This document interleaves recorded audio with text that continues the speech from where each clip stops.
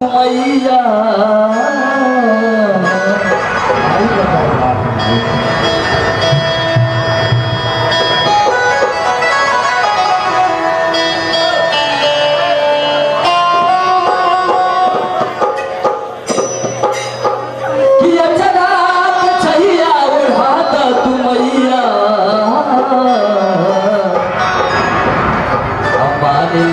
विमलवा के कही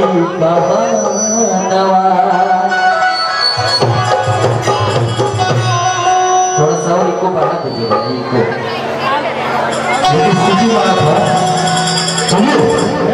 कहता भगवान से कैसे है ये क्या है ना, ये थोड़ा हम लोग गांव में है तो आवाज जो है ज्यादा लड़ रहा है, गूंज रहा है, इसलिए थोड़ा सा डिस्टर्बिंग हो रहा है। कोई बात नहीं, बस सीटी ना मारने दीजिएगा भैया। बस कैसे कहा था कि आवे के पड़ी है माई, अरे आवे के पड़ी तो हरा जावे के पड़ी,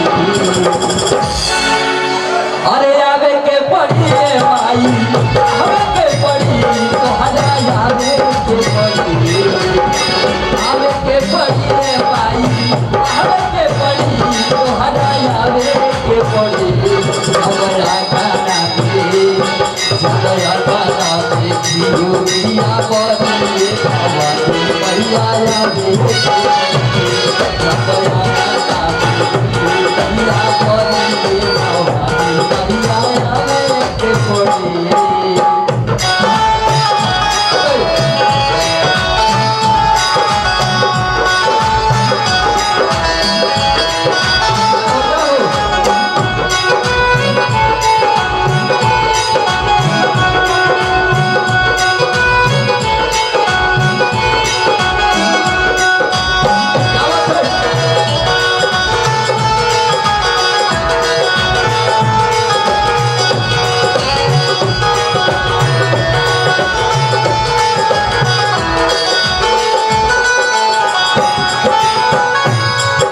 अभी देखिए भक्त कहता माई से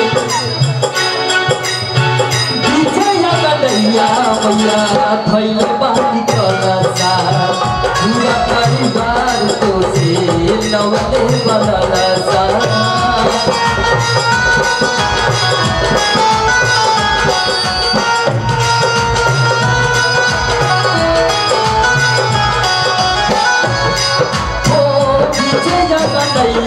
मैया थैले बानी कलसा, पूरा परिवार तो से नवते बदलसा, पूरा परिवार तो से नवते बदलसा। आवे के पड़ी माई, आवे के पड़ी तो हरा जावे के पड़ी, आवे के पड़ी माई, आवे के पड़ी तो हरा जावे के पड़ी।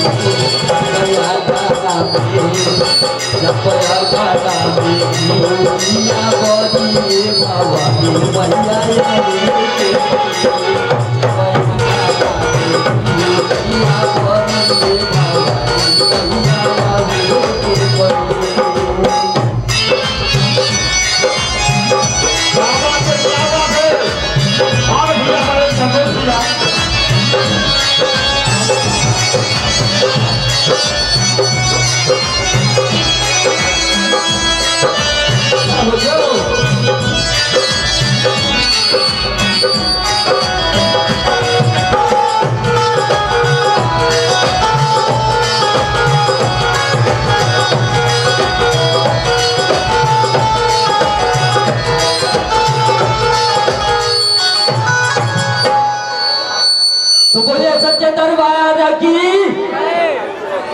भैया कुछ साउंड बंद हो गए बा, साउंड कुछ बंद हो गए बा, बंद कर दिए हैं इसीलिए समझ में नहीं आ रहा है। चालू कर दीजिए, कोई दिक्कत नहीं है, चालू कर दीजिए।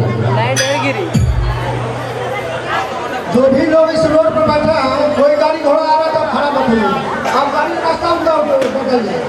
अरे प्रशासन हमारे साथ है, प्लीज सब थोड़ा ध्यान दीजिए। हमारे नौजवान साथी पिता थोड़े बुजुर्ग, ये आपकी पूजा है, ये पूरे गांव की पूजा है। बड़ी मिन्नत बड़ी शिद्दत से आप लोग माता रानी को यहाँ बुलाए हैं। तो आप हमें सहयोग कीजिए, सहयोग नहीं करें तो कोई मतलब नहीं है। चलिए हमारे ये प्रोफेसर जी। हेलो हेलो, आवाज दब जा रही है बाबू, आवाज को खोला, सोखा मत। पहले जैसे जो आवाज थी उसी को छोड़। अगर के तुम देखा तो ध्यान रखें। तनी हाथ उठे के चाहे माई के दरबार में आज बड़ा जा। रात भर उठे, रात भर उठा लो लंबे लंबे हाथ, माता रानी के आशीर्वाद से। कम से कम आयल बाणी जते यहाँ पता चले के है, कम से कम हे गांव में आयल है जब पता चले के चाहिए यहाँ लोग के कितना भक्त लोग बांटे। तो बोलिए सच्चा दरबार की, बोलिए सेना वाली मैया की। खा के ना आयल बाणी जा आप लोग, हमन कभी ना खाइले बाणी जाए बहिले, तब वो हमन का आवाज निकाल देता नीचा। अब माइक में लगाते हैं ना, बस सब हाथ देते थे सर, कोडिंग में लगा दी, कोडिंग लगोगे नहीं। आवा आवा आवा माइक के दरबार में आवा, फिर मन से सदस्य माई के भजन होते के चाहिए, भजन होते करी। आप लोग के बीच में बहुत से अच्छे अच्छे कलाकार भी आए बाटे लोग। वैसे माई के भक्त मेलिन होके के बाटे हाथ में एकदम हाथ उठा के जयकारा होके के चाहिए। और की धन बाहरुए हो धरती मैया,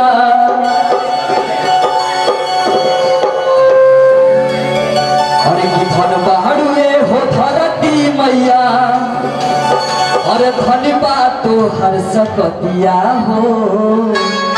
ये हमारे खेसारी भैया गावेले, अब मुर्खी मार के गावेले। हम तो खसारी क्यों मतलब ध्यान दो कि धन बाहरुए हो धरती मैया, और धनबा तो हर सकतिया हो।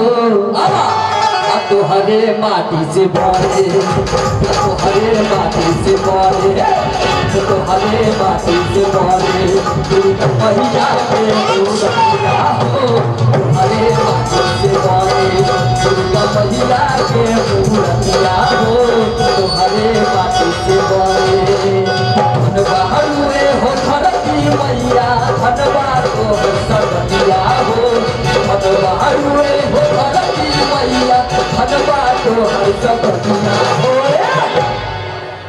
तो बोलिए सच्चे दरबार की, हम गोश के बोलब तब पे कस के बोल बजा। तो बोलिए सच्चे दरबार की, आवा तो हरे माटी से बने, तो हरे माटी से बने, दुर्गा मैया के हरे माटी से बने, दुर्गा मैया के मूर्तिया हो। तो हरे माटी से बने।